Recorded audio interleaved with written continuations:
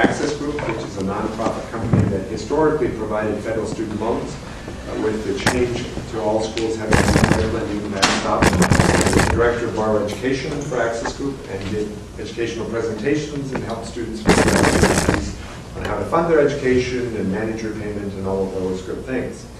Prior to that, I was the director of financial aid on the Chicago campus of Northwestern University, where I worked with the law students, the medical students, and the dental students. So I have a long history of working with students and helping them to understand how to fund their education, how to manage debt, and how to manage their finances both in school and once they get out. I also am a recovering credit card abuser myself, and so I can empathize with people who have debt, the anxiety that that can present. And what we really want to do today is to talk about how you can be smart about your borrowing in law school. I'm assuming you're all first-year students, because you're going to be making a big investment of both time and money in your legal education. And it is very important to the law school that you make the most of that investment. And there are several things you need to do if you're going to be successful at that. And one of the things that are extremely important is that you need to borrow the minimum amount possible to be here. And that's really going to be the basic and major theme of my presentation. And we're going to talk about some other things, but you're going to hear me say that repeatedly because it is very important. So as we do this, I think you want to be thinking about your own situation. You know, you're just starting out. This is the first of 6 semesters. You've signed up to borrow a certain amount of money. Be thinking about the reality of what it's going to mean to pay that back, and are things that you could do to actually reduce how much you have to borrow.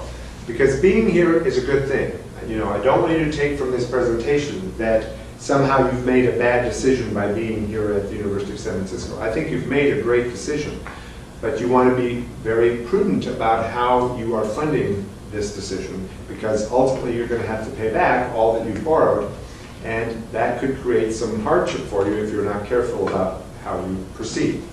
So with that, I have handed out copies of the slides. We're also videotaping the presentation so that if you'd like to view it again, or your friends want to see it, they can. You're welcome to follow along. There are more slides in the handout than I'm actually going to cover. There are some in the back of the handout that are sort of explanatory and extra. We also would like you to fill out an evaluation on the workshop when you're done, because it's helpful to Jamal and to Dean Benhart to know if these kinds of presentations are helpful to you, and also what other kinds of information you'd like to hear about. And with that, are you ready to get started? Yes. Okay, now I need a lot more enthusiasm than that. Here we're talking about money, and I'm trying to give you some good ideas about how to make a good investment here. So let's try it again. Are you ready to get started? Yes! That's much better. All right. The first thing we want to talk about is what's your goal? Well, your goal is to be able to get a degree in the law, so that whatever you plan to do professionally, obviously this credential is a part of your being able to do that. So that's your goal. And I think it's an excellent goal, and I think it's something that's well worth your time and however much it's going to cost you. And the good news is, however much you end up borrowing, because of the flexibility of the federal student loan programs, and the fact that there are 5 different payment plans, 2 of which base your monthly payment on your income and how much you can afford to pay, you will be able to afford to repay however much you end up borrowing. But the reality is, that doesn't mean you should borrow as much as you want to, because if you borrow a lot more than you needed to, you're going to pay back more than you needed to, and that's going to take away money that you could have used for another purpose. And we don't want you down the road to have any regrets about the choices you've made here to come to law school. So that's really why it's important to be mindful of this goal. But you also want to think about, how are you paying for this goal? Well, you're really using a combination of resources. First of all, you're using your own resources. Money that you may have saved before you came to law school, money that's been given to you by your parents or other family members, and scholarships you might have received either from the law school or from outside organizations. This is all money that's what I'd call free money, money that you're not going to have to repay, because I wouldn't include money from your family here if it's a loan. That's going to come into another category. Here, when I say money from family, I'm talking about gifts. And let me talk about gifts for just a minute. You know, there are going to be times over the next 3 years when it would be appropriate for your family and friends to give you a gift. Say your birthday, holidays, whatever it is. And if I were you, which I'm not, but if I were, I would tell all my family and friends that there's only one gift that I want. And what do you suppose that is? Money? No. there's a better term. Cash. What you want is cash. You don't want gift cards. You don't want a new sweater. You know, maybe you do need a new sweater, but you use the cash to buy it. Don't have someone buy the sweater for you. Because if you have cash, then you get to decide how to spend it. And you can therefore decide what is your highest priority for the use of that cash. Because the more you spend, the more you're going to end up borrowing. The less you spend, the less you'll have to borrow. And if you can use cash on your spending, that also will help you to borrow less. So the way in which you use this money is going to be helpful because that's reducing how much you have to borrow. You may also work part-time. Now, as a first-year law student, particularly if you're going full-time, you're actually discouraged from working because we want you to succeed academically and do as well as you can. And as you've already learned, learning the law is a different process than how you learn biology, chemistry, or mathematics. And so in order to ensure that you do as well as you can academically, you're actually discouraged from working at all during the first year. But between academic years and in the second and third year, you're going to be encouraged to work at least part-time, up to a maximum of 20 hours per week, because the ABA doesn't want you to work more than that if you're going full-time. But that work should be in some area of the law in which you have interest, because that's going to help you to get experience. It's going to help you to get something that you can add to your resume. It's also going to give you the opportunity to be certain that that's an area of the law that you really do want to work in. But in addition, you're going to meet other professionals that will help to build a network of colleagues that may assist you in helping you get the job that you want once you graduate. Plus, hopefully you will get paid from that part-time job, although there will be part-time jobs that aren't paid. But hopefully you'll get paid, and that will give you income that you can use to pay part of your expenses in law school. So again, you can reduce how much you have to take out in loans. Because loans are the biggest part of what any law student is using to pay for law school. And about 85% of the students at this law school are having to borrow student loans. And that's typical of all law schools around the country. So if you're borrowing money to go to law school, I want you to realize that you're not alone. You're like the majority of law students. And the reality is, without the ability to borrow money, you probably couldn't be here. Because I've never met a student who took out student loans because they found the financial aid process to be fun. You know, it's not a fun process, it's bureaucratic. But if you think about it, who in their right mind would loan you money given that you don't have a job and you probably have very few, if any, assets?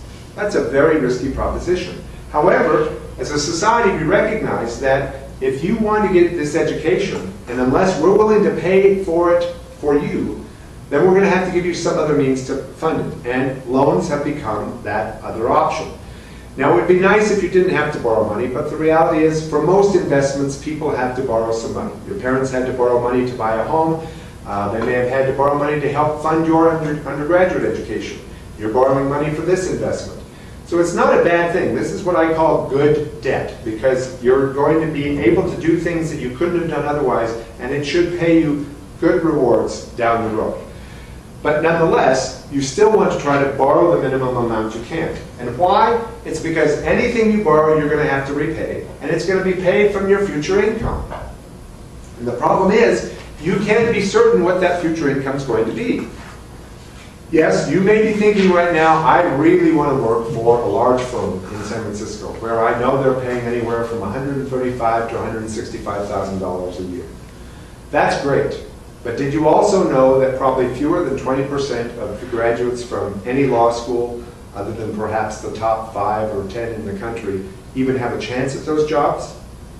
Furthermore, what if once you get exposed to that, you realize that's not the kind of law you want to practice? You'd much rather either be working in the district attorney's office or for a 501c3 nonprofit or as the in-house counsel for a company, all of which are going to pay less money annually than with a large firm.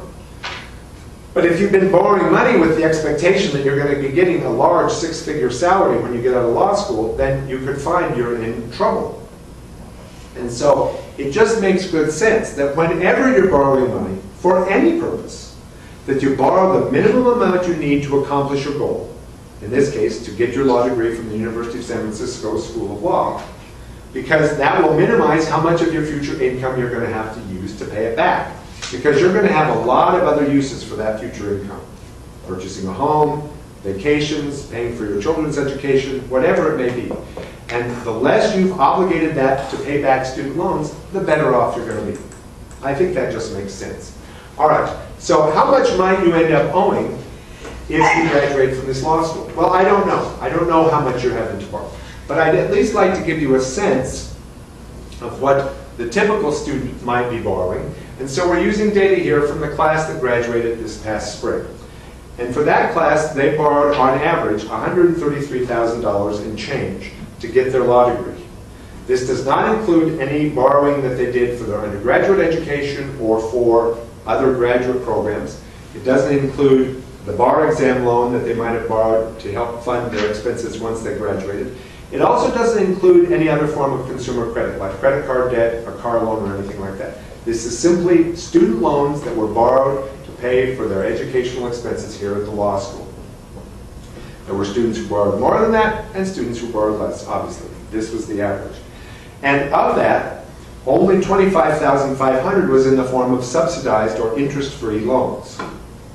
Subsidized loans are ones where the government's paying interest for you while you're in school.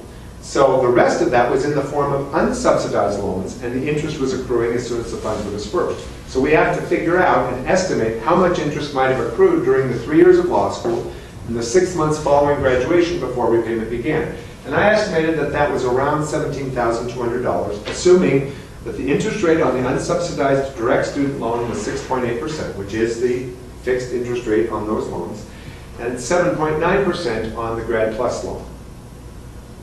So that brought the debt to just a little over $150,000. And if they were going to pay that back over 10 years using the standard payment plan, making equal fixed monthly payments, it would cost about $1,776 a month. And that sounds like a lot of money, doesn't it? It's more than you're living on right now, probably. All right? Alternatively, they could use a payment plan that gave them 25 years to pay it back, and that would reduce the monthly payment by about 35 to 40%, bringing it down to about $1,100 a month. But now they could be potentially be paying back these loans when their children are ready to go to law school, or when they're ready to retire. Now again, that's not necessarily a bad thing, but you just want to be mindful of this. All right, now, one thing I have to mention here is that this is assuming that the students had $25,500 in subsidized direct student loans. Unfortunately for you, Congress and the President, through the Budget Control Act that was passed a few months ago, decided that beginning July 1st of next year, graduate professional students will no longer be able to borrow subsidized loans. And so beginning next year, your direct student loan will all be unsubsidized, as will the rest of your debt. So all of the debt you'll be borrowing beginning next year, interest will start accruing as soon as the funds are dispersed to you. Now, I hate to be the bearer of that bad news, but my purpose in being here is to help you understand reality. Because if you understand reality, then you will make better choices. And I recognize that you may be a little bit depressed. And the interesting thing to note is that most of your classmates are probably in denial. That's why they're not here. They don't want to think about their loans because it's too depressing.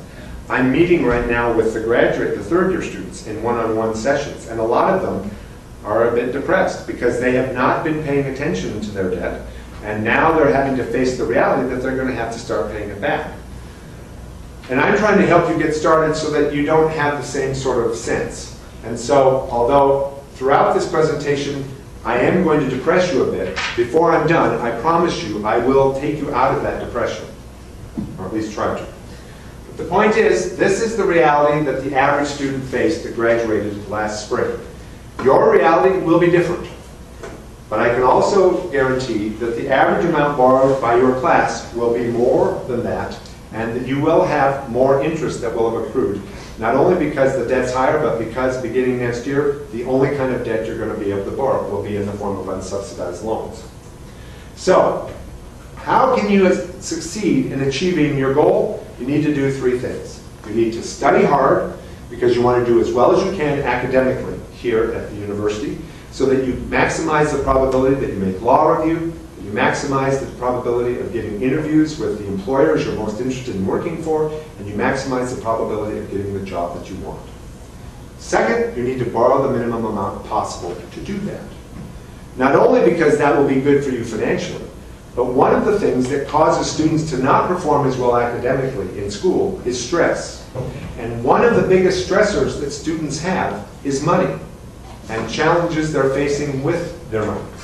And so the better you do at managing your finances, the less stress you're likely going to have, and the better you'll be able to manage academically. So this is what I'm trying to encourage you to do. So how can you borrow the minimum? Well, it seems to me you need to do three things. You need to BYOB, SOS, and think free. Now, BYOB is what you think it is, but it's more than that. BYOB does mean bring your own beverage. Because if you're bringing your own coffee, water, soft drinks, juice, whatever to school every day, you are spending less than if you're buying it here or someplace else. And if you're spending more on it, what are you doing? You are borrowing more. All right? But BYOB also stands for build your own budget. And I know budgeting is not a fun word, and in fact I'm sure that the fact that this was billed as a budgeting session probably discouraged a lot of people from coming. Think of it more as a spending plan, because we all like to spend money. But the reality is, if you're not thinking about and planning how much you're going to spend, you are spending more than you need to, which then means you're borrowing more than you need to. And although the financial aid office, when they gave you information about your financial aid award, probably also gave you information about the cost of attendance, which we're going to talk about in a minute, that is not a prescription on how much you should be spending. Nobody knows what your budget is except you, because you are making all the decisions about your spending. Nobody else is making those decisions for you.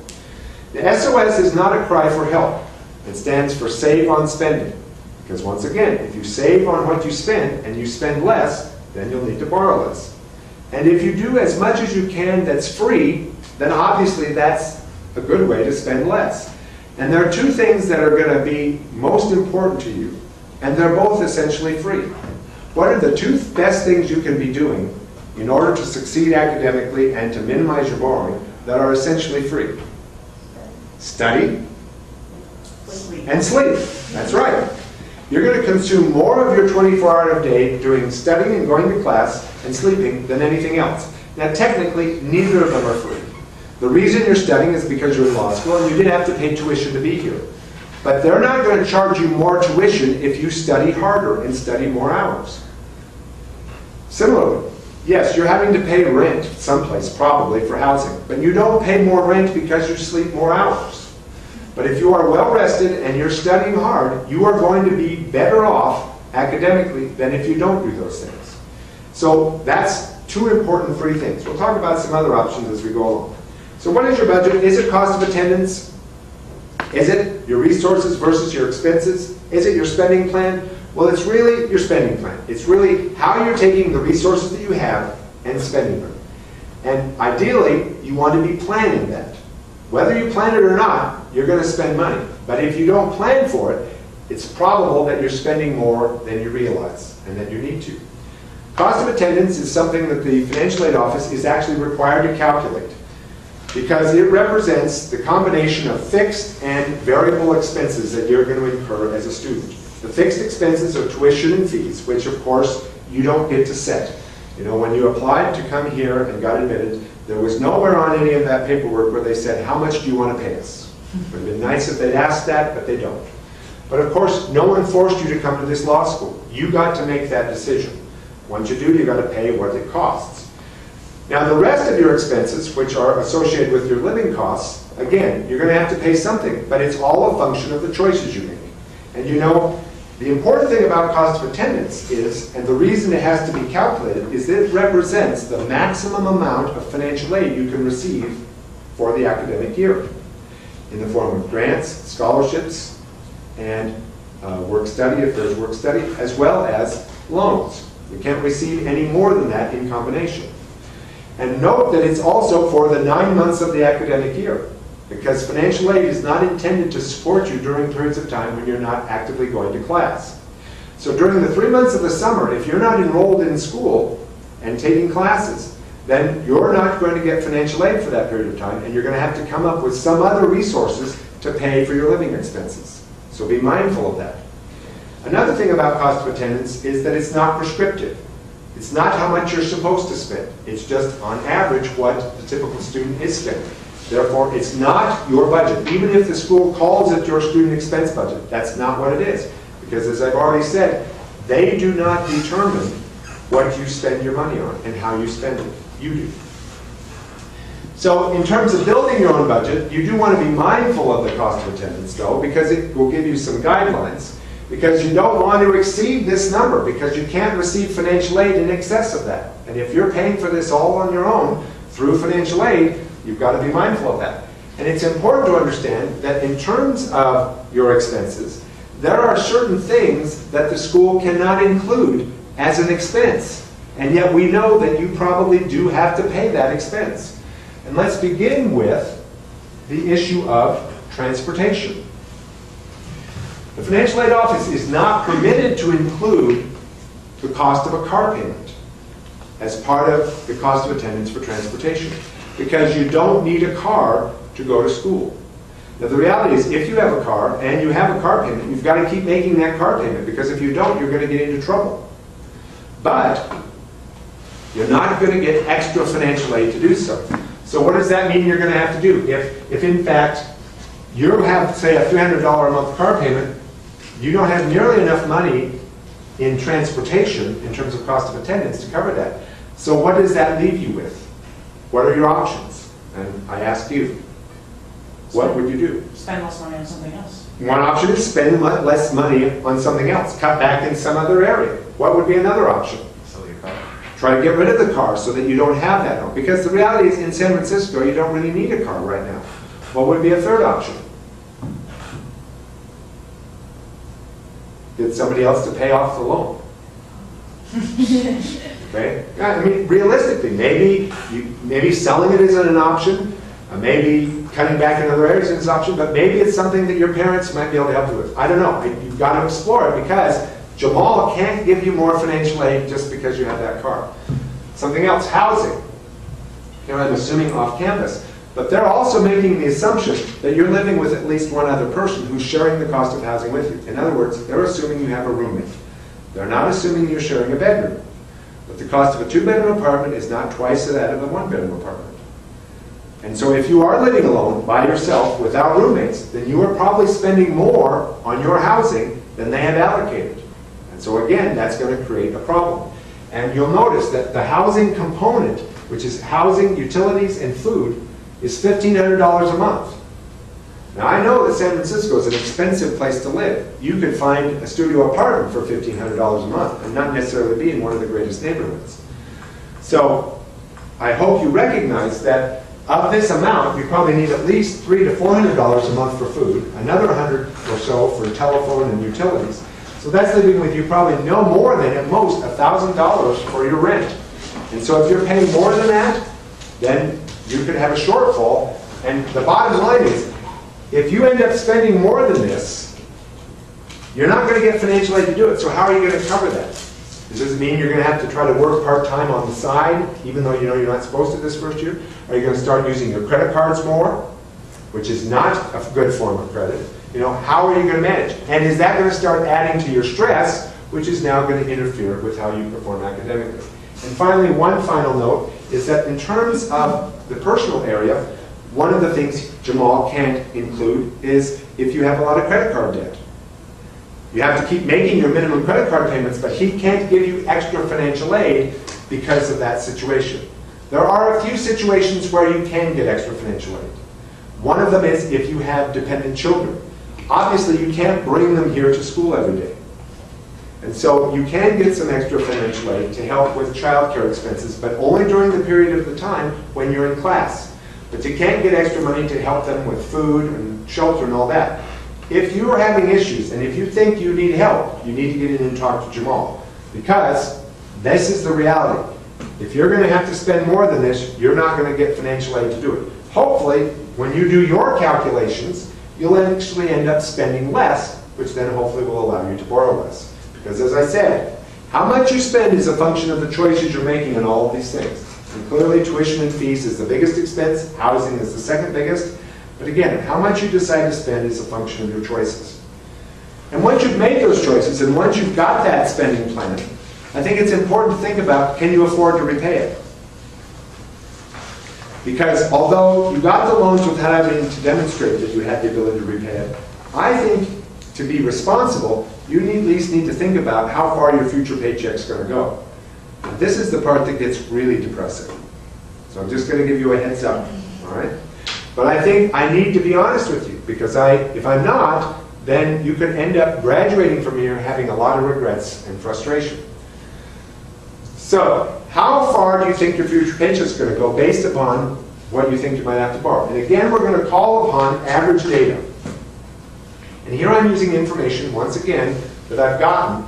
In this case, it's not from the law school, it's from national statistics. But I do now have the law school data, so I'll give you a little bit of updated information. But we're going to look at three cases. The case where you're going into public interest law, because I know you're not all going to do the same thing. Sort of the national average for all jobs, and then what if you went into private practice, working in a firm? As it happens, the median for graduates from this class, the class of 2010, for all jobs was actually $80,000, so it was a bit higher. The median for public interest was actually a little bit lower, and the median for working in a firm was a little bit less than that. It was about $120,000, and that was firms. And the range was anywhere from about $30,000 up to about $160,000. But again, this is just an illustration, it's an example. Let's take the case 2, because that's sort of the average across all jobs. All right, $72,000 represents $6,000 a month in terms of gross earnings. We divide that by 12. Then we take out a third for taxes, the things that have to be deducted from your paycheck. Federal, state, and local income tax, Social Security, and Medicare. But I'm not counting here insurance, medical insurance, or the contributions for that, retirement contributions, or other sort of voluntary deductions. So we take out a third, that leaves you with $4,000 a month. Subtract the loan payment over the 10-year plan, because let's start with the hope that you could get this debt paid off as soon as possible. All right, then we subtract out $100 for other debt, because I know realistically from data that I've seen that law students and graduate students end up graduating with somewhere around $5,000 to $10,000 of credit card debt. So this represents the minimum monthly payment on a $5,000 credit card debt. Now, I happen to know somebody who graduated with a PhD in economics owing $10,000 on credit cards. Now you're kind of smiling. Why? He's in economics. So you'd think that intellectually that person should know that that was a stupid thing to do. And I did. But I was fortunate in that I had an assistantship, so I didn't have to borrow student loans for my education. But what was happening was I was spending about anywhere from $100 to $125 more per month than I was earning through my assistantship. And it took me 7 years to get 2 masters and a PhD. And that's 84 months. So over that 84-month period of time, I racked up about $10,000 of credit card debt. Now, I knew it wasn't intellectually the right thing to do, but I also knew that I was expecting to get a job as a professor someplace, and that I would just get that debt paid off fairly quickly once I was working. And I did. I got a job teaching at Michigan State as soon as I graduated, and I was earning about what I expected, and I was right on track. I was even living in on-campus housing for new faculty where I was paying $175 a month for rent. Now, this was back in 1987, so it was a while back. But something happened 3 months in that I hadn't counted on. 3 months in, one member of my family lost their job. And at that point in their life, it was pretty clear they were not going to get another job that was going to pay them the same amount they had been earning. So they needed my help financially to the tune of about $350 a month. And I felt I had to provide this. Well, that was now money that wasn't available to pay down this credit card debt. And so, you know, we've talked about risk and the fact that you can't be sure what your income is going to be. Well, there's also the risk of you don't know what your expenses are going to be. And so both risks are reasons why you really need to focus on minimizing your debt, whether it's from credit cards or student loans. Now, what has it meant to me? It's meant that I have not been able to contribute to my retirement plan to the extent that I should have. So I'm going to have to work longer, and I'm probably not going to have the same lifestyle in retirement that I could have hoped for. Well, that's my problem, and I have to live with that. And I'm not sharing this to help so that you'll give me any sympathy, but it is a true story, and it's to help you understand that borrowing more money, you know, because the idea that, you know, if you're already borrowing $100,000, what difference does it make if you borrow a couple extra thousand? It is going to make a difference. And furthermore, there's another aspect of this that I think is very important to understand. And to understand it, I need to do a little experiment. So I'd like you to all stand up, please. I promise you won't have to talk to anyone or touch anyone. But what I'm trying to demonstrate here is that, you know, we all do things that we know we shouldn't do. Which clearly, you pointed out to me, is something I shouldn't have done. And you were right. Any of you who currently smoke but know that you shouldn't, please sit down. Anyone who knows that they should exercise more per week than they currently do, please sit down. Okay, well, I got everybody. And I would have just said it. Now, I had two other things I was going to mention, and I'll mention them just because they're kind of humorous. The next one would have been anyone who knows that they should floss at least once a day but does not, sit down. That brings down a few more. And then finally, anyone who you can remain standing if you currently have a driver's license, know how to drive, but have never exceeded the legal speed limit while driving. Well, of course, that's not probably going to be true. But the point is, I've been able to demonstrate that all of you occasionally do things you know you shouldn't. And that's human nature. We just have to live with that reality. And when it comes to money, and particularly credit cards, that can be particularly a problem. Because credit cards allow you to pay for something when you can't afford it. They allow you to buy something, start enjoying it now, and pay it off over time. And that can be very tempting. But as students, you really can't afford that. If you already have credit card debt that you can't get paid off, keep paying the minimum, but don't keep using the credit cards. Stop using them, because adding to that debt is not going to help you. If you do have credit cards that you use, but you pay the bill in full every month, that's probably okay because you're really using it more for convenience. But be careful, because if you start charging more than you can pay each month, then you may get into trouble. Enough about that for now.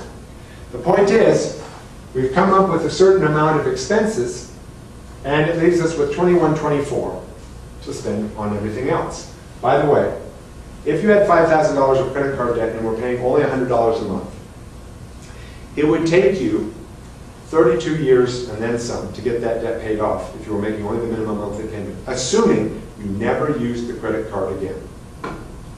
And as students, you really don't need to use credit cards. Live on cash. Because you're already really living on credit. It's student loans, but that's a better form of credit. All right, and you see the other two examples. A lot less money here, but don't worry about that. We have a solution for that. A lot more money here. All right, so we now have to look at the other expenses you have, because when we're looking at your spending plan, you got to think about three things. The expenses associated with the past, the present, and the future. The past are your debts, which we've already factored in. The present are your living expenses. The future is the money you should be investing for the future for retirement. So now we've got to factor those in. And again, let's take the middle case. I'm going to assume that the person is going to spend $1,500 a month on housing. Is that a reasonable amount to expect if you wanted to live by yourself in a one-bedroom apartment in San Francisco? Yeah. Is that too high? No, if anything, it may be too low. All right? But let's go with that. You know, because if I made it higher, it's only going to make this scenario worse. Utilities, $300 a month, and that includes electricity and anything you have to pay for your housing, but it also includes your telephone, cable, internet service, anything that you're paying for with regard to technology where you have monthly access fees. Food, $500 a month. Now, realistically, you don't pay for your food on a monthly basis. You pay for it daily. But this represents $125 per week. And this is not only your groceries, but this is also counting food that you're eating out. And I can guarantee you, you're going to spend at least as much, if not more, on your food once you graduate than you're spending here at the law school. In part because, periodically, you get free food here. And also, once you get out of school, you're going to be going out for fun, and you'll probably go out to eat. And you're going to be going with your fellow colleagues. And at that point, they're going to want to eat at restaurants that have real napkins, cloth napkins, real silverware, and real corks in the bottle. You know, it's no longer going to be okay to just go to Burger King or McDonald's for a night out on the town. All right? So be honest with yourself. Transportation. Here I'm assuming that you're living in San Francisco and that you don't have a car. All right? Because I know there are people here who don't. I lived in Chicago when I first got to Northwestern, and I didn't have a car. So I'm factoring in here the cost of a monthly pass for the Muni system and possibly a few cabs. Retirement. This is the future part. You know, financial planners would tell you, and by the way, I'm not a financial planner, I'm an economist, but they would tell you that you should start investing a minimum of 10% of your gross monthly earnings, starting at the age of 21, if you hope to be able to retire at the age of 65 and have the same lifestyle in retirement that you had when you were working. Now I know you tell me, Jeff, that's exactly what I'm doing because I'm earning nothing and 10% of nothing is nothing. But that's not what they mean. And the reality is, although you may have been out working for a few years before you came back to law school and maybe contributed to retirement, while you're in law school, you can't really afford to spend money on retirement contributions. How you're investing for retirement in law school is you're expanding your skill set. You're improving your skills so that you'll be able to earn income down into the future that will contribute to your retirement. So that's the retirement contribution you're making. But once you get out working, you are going to have to start or resume contributing to retirement. So the monthly income was $6,000, so 10% of that is $600. So we've come up with $3,100. And you see the other amounts. So now let's see how we look. All right. In case 2, we had $2,124 available. We've come up with $3,100 in expenses. So we have a deficit of $976. In fact, we have a deficit in all 3 scenarios. And you can't have a deficit because there's no more financial aid after you graduate. But there's an even bigger problem. First of all, we haven't even factored in savings. And you know, financial planners also recommend that you have anywhere from 6 to 9 months of your average monthly expenses set aside in savings that's available to you at any time in case you experience any kind of emergency. So you have to start taking some of your income and putting it into savings. Plus, you're probably walking around naked having no fun. Because I didn't include anything in that prior living expense budget for clothing, entertainment, or other personal expenses. All of which you will have. It's not realistic to think you won't have expenses in these areas. Now you laughed, which is what I wanted you to do. But the reality is, this is not good news. This is rather sobering. And in fact, if I were to ask you, you'd probably say, I'm actually more depressed now than I was before I walked in. And I'm really sorry that I came. Because I'd rather not know this. Well, no, it's good that you know this. Because obviously the law school didn't invite me here to tell you this bad news in and of itself. In fact, they cautioned me. They said, Jeff, you've got to be very careful. We don't want students to conclude after you talk to them that they need to withdraw. We want them to stay, and I want you to stay. I think staying here is a good thing. But this is reality. I have used average data. Now, you may not agree with all the numbers I've used, and you have to do this for yourself. But I didn't use numbers that I think are way out of line, and hopefully my math is correct. But by showing you this reality, hopefully you're now ready to hear what I have to say next. Because that's the important thing. This doesn't have to be your future. You could have a better future, but you've got to do some things. And obviously, one of the things you can do is to figure out if there are ways you can reduce how much you have to borrow. Because if you borrow less, then you'll have less to pay back. That's what you can do while you're in school. But you also may have to revise your future expectations or your future plans. And one of the things that you may realistically have to accept is the fact that you're not likely going to get your student loan debt paid off in 10 years if you're borrowing the average amount or greater. That reality, which was true 10 years ago, is no longer true for many people. So you've got to get comfortable with the idea that it's going to take you more than 10 years perhaps to pay this investment back. But that's not necessarily a bad thing. All right? So let's talk about these things. So how can you reduce your borrowing? Well, first of all, you've got to reduce your spending. That would be the simplest way. Maybe you should apply for private scholarships and grants. There are organizations other than the law school that provide scholarship and grant funding. More likely to second and third year law students than to first year students, and it's typically awarded on a competitive basis. But nonetheless, if you could get 1 or 2 of these scholarships, not only would it reduce how much you have to borrow, but it would also be something you could put on your resume that helps stand you apart from other people.